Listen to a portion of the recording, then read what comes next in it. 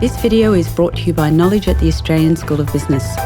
For more information, please visit knowledge.asb.unsw.edu.au.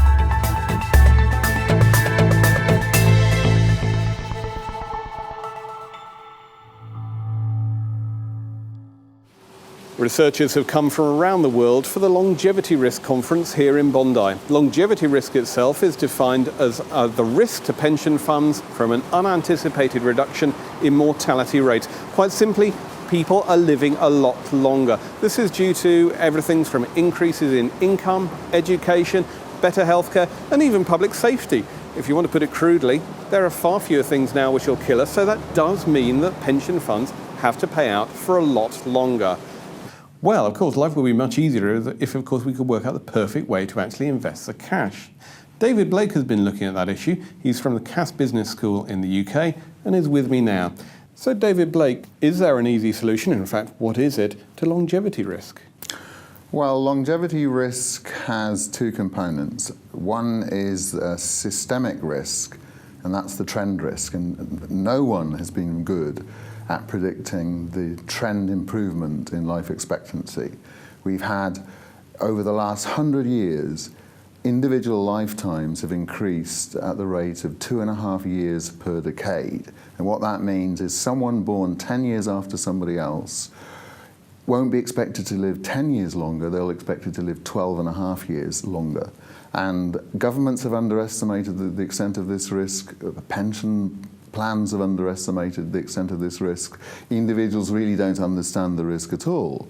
And what we're beginning to do now is actually measure this risk, quantify this risk, and try and develop models that improve our understanding of this trend and being able to predict the trend better. And that requires looking at different disciplines. It requires looking at what biomedical scientists are doing. It requires looking at what's happening in cures for cancer and so on. And as our understanding increases, then perhaps we will be able to get better predictions about how long people are going to live in future. And there also seems to be an issue here that's really come out at the conference in terms of education, teaching the individual about longevity risk. Well, that's true. I mean, the individual has a very poor understanding of their own longevity risk. I mean, you could have 10 individuals in a room, age 65, and one of those individuals will die at 66, and the last individual is expected to die at 95. And so that's a huge range of outcomes. And people have a very, very poor understanding of how long they might live after they retire, and therefore what kind of savings, pension savings, that they should have made during their working lives in order to prepare for retirement. And most people actually underestimate how long they're going to live. People think, oh, they'll start getting aches and pains and so on, and think, oh, I'm going to pop off quite soon. Whereas the reality is they actually can live an extremely long time after retirement. And that's the real risk that society faces, that individuals simply haven't made sufficient preparation for their retirement. Well, I suppose that's almost the bad news, that people haven't prepared for it. But the good news is, of course, that they're going to be living a lot longer. But how do you transmit that information to people? Is there, again, a solution to just letting people know this? Well, I think the most relevant time to do this is when you're in school, possibly around the age of 14, 15, when you should be getting better education in finance, in banking, and I think part of that education should be what you can expect in your own personal life cycle. You expect to continue your education, you expect then to start work, you're then going to want to have a house with a mortgage, children, school fees, and so on and so forth. But even at that early age, when individuals are simply 14-year-olds could think they're never going to die. But you have to educate them at that age to get them to understand that they will end their work lives and they will go into a period of retirement, and they don't want to suffer an extreme drop in their standard of living, and they will need to have the adequate resources to fund their retirement, even if it's only for a short period of time or for a very long period of time. We have an 8% chance of a 65-year-old reaching 100, an 8% chance. That is 35 years of retirement. And people weren't prepared for that.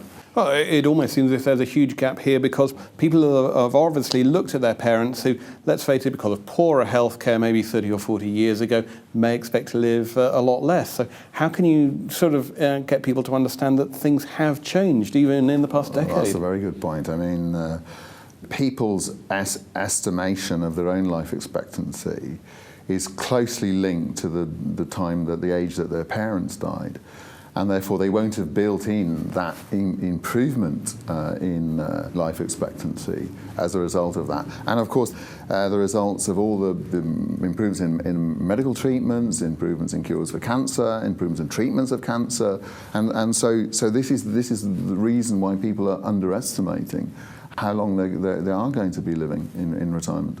Another theme of the conference seems to be the gap between what academics are looking at and what the practitioners are proposing. How can you bring those two together? Well, that's a very good point. I mean, the whole purpose of running this conference is to bring together academics and practitioners. There's a potential conflict there because the targets that academics face are to get good publications in high-quality journals, and that does not necessarily mean you're going to be solving realistic problems.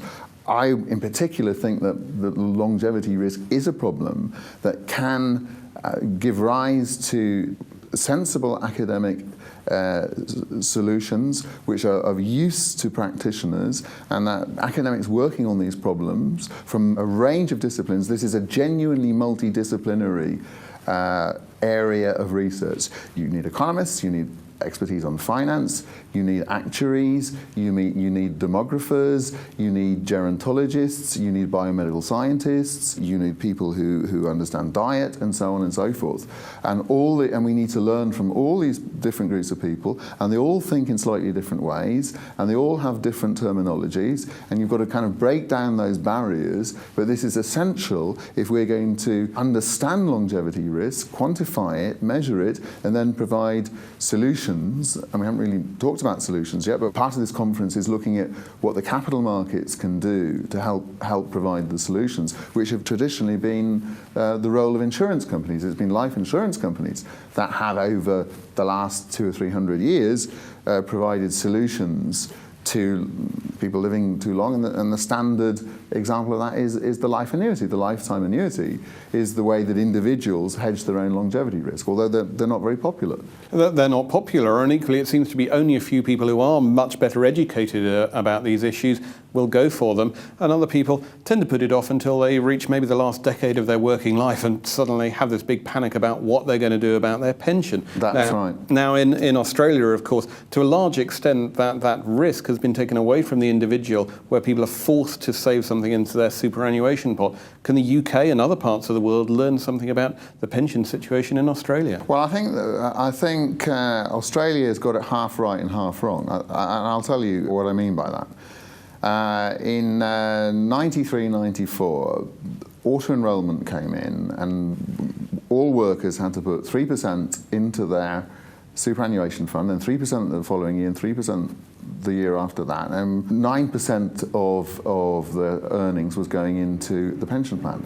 And as a result of that, huge sums of money have been built up. The problem is there's no requirement in Australia to buy an annuity when you retire. There's no requirement to hedge your longevity risk. And yet a pension plan's purpose, its only purpose, is to hedge your longevity risk. It's to provide you with a standard of living in retirement relatively similar to the standard of living you enjoyed just prior to retirement for however long you live, whether you only live a couple of years after you retire or whether you will live well beyond 100. So the good point was the effective auto-enrolment into the plans. The weak point was then not having the requirement to buy an annuity, and we know that in Australia only 29 people last year bought lifetime annuities. I come from the UK. There's a mandatory requirement to buy annuities, and 500,000 people a year retire, and they have to buy annuities. We have the world's biggest annuity market. We sell more than half the world's life annuities. And so, in a sense, Australia can learn something from us in decumulation, in how you draw down assets and hedge your longevity risk.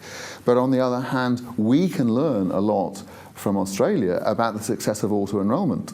And we have, because in 2012, a new pension scheme based on auto-enrolment called NEST, the National Employment Savings Trust, is going to start.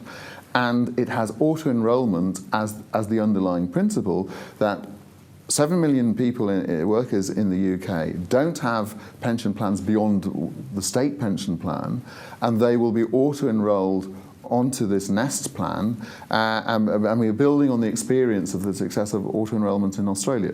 Okay, so we've got these two alternatives, but there are other parts of the world where this doesn't even seem to appear on the radar. After all, in a recent interview, I think you said that Europe was living in fantasy land. What did you mean by that? Well, Europe is living in fantasy land because it has an ageing population, and there are far too generous state pensions.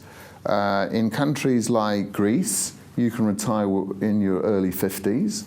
And then the government pays a pension to you at the same level as your pre-retirement income for the rest of your life. Greece has built up a national debt many times its income. It is insolvent, and we've had Germany having to bail out Greece to stop it becoming insolvent. And all the other countries in Europe have far too generous state pension systems. The retirement age has not been indexed to increases in life expectancy.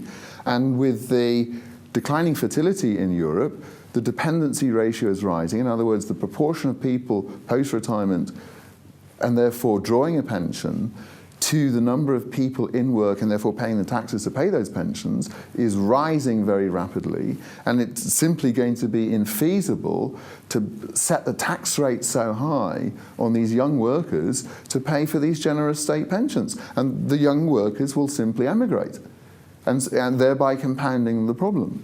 And yet we're looking at all these problems. Nobody's come up with an easy solution for it. So is there maybe one solution? Maybe everybody's just going to muddle through. After all, this isn't a terminal problem. There isn't just suddenly going to be a huge implosion. It just means people end up a bit poorer. Well, I think people are going to end up a lot poorer. I mean, the muddling through model is a model that, you know, if you live in Britain, you know that that's the typical national model that we use. But the muddling through model in this case is going to result in not slightly lower living standards in retirement, but substantially lower living standards in retirement. And when you come to the political side of this, the older generation is in the majority, and they will be voting for governments that provide resources to them, expecting the young generation to pay for it. So what we've got is the young generation go off somewhere else, and where the tax rates are lower, which increases the relative weight in the voting results of older people, and they'll be continually voting for more and more resources devoted to them, and there'll be nobody there to pay the taxes. Hopefully it won't come to that. David Blake, thank you very much. Thank you. For more business news and analysis from Knowledge at the Australian School of Business, please visit knowledge.asb.unsw.edu.au.